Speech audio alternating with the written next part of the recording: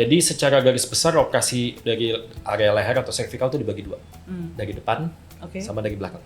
Ya, semuanya bisa dengan IOM, semuanya pasti bisa dengan IOM. Nah kalau dari depan itu kita lebih fokus apabila kita ingin mengganti bantalan atau mengganti korpus vertebra ya. Jadi yang badannya dari tulang lehernya itu kalau mau kita ganti itu dari depan. Kalau dari belakang itu biasanya kalau kita lakukan apabila kita ingin melakukan dekompresi luas. Ya. Dan tapi sekarang kan semakin berkembang teknologi. Dari depan saat ini kita selain bisa mengambil bantalan atau mengambil badan dari tulang lehernya, kita juga bisa melakukan namanya disc replacement. Jadi kalau dulu itu bantalannya kita ganjel saja, tidak ada fungsi untuk bergeraknya. Kalau yang baru ini kita bisa menggunakan implan yang menggantikan fungsi bantalannya. Jadi itu bisa mempertahankan range of motion atau gerakan dari leher pasien supaya tetap sama seperti sebelum operasi. Walaupun memang ada checklist-checklistnya tuh, nggak semua pasien bisa kita lakukan disc replacement karena ada resikonya juga. Kalau misalnya pada pasien yang tulang lehernya sudah tidak stabil atau alignment-nya mungkin ada yang bergeser, itu kita tidak boleh lakukan pemasangan disc replacement karena beresiko terjadi gagal implan. Ya, jadi malah antara segmen atas sama bawahnya malah slip. Tapi untuk saat ini itu paling banyak masih dilakukannya yang minimal invasif begitu ya, Dok ya berarti? Ya, jadi sebenarnya yang kita yang tadi yang ganti bantalan dari depan itu juga sebenarnya termasuk minimal invasif karena kita menggunakan mikroskop. Lukanya yang mungkin sekitar 4 sampai 5 cm. Itu sudah termasuk golongan minimal invasif. Ya, sedangkan kalau yang laminektomi yang buka banyak segmen tulang belakang, nah itu mungkin yang open lah kita bilangnya.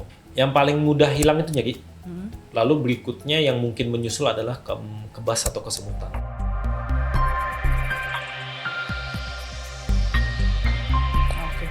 Nah itu tadi dokter udah sebut fisioterapi gitu. Jadi tadi saya juga mau nanya gitu. Kalau misalnya setelah kita menjalani tindakan untuk pembebasan saraf kejepit di leher, itu apakah kita harus perlu fisioterapi apa masih tetap tergantung kondisi aja itu? Hampir selalu saya akan konsultasikan dengan dokter rehabilitasi medik ya. Karena saraf kejepit itu ya bukan cuma sarafnya doang yang tadi saya bilang sakitnya.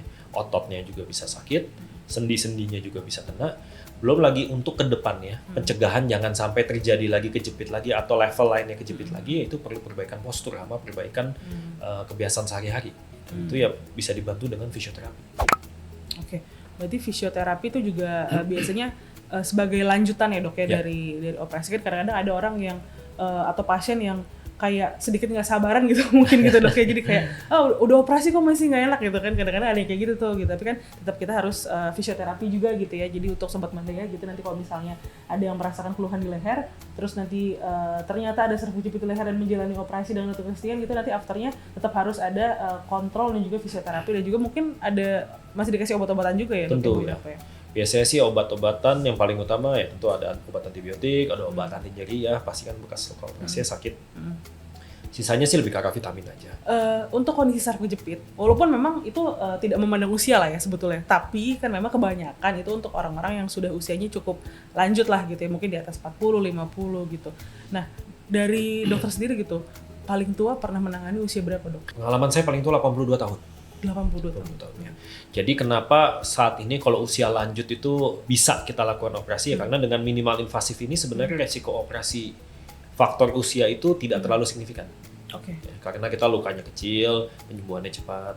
Tapi memang kalau sudah usia lanjut itu yang perlu kita perhatikan justru fungsi paru-parunya, fungsi ginjalnya, fungsi jantungnya, karena itu berhubungan dengan proses anestesinya.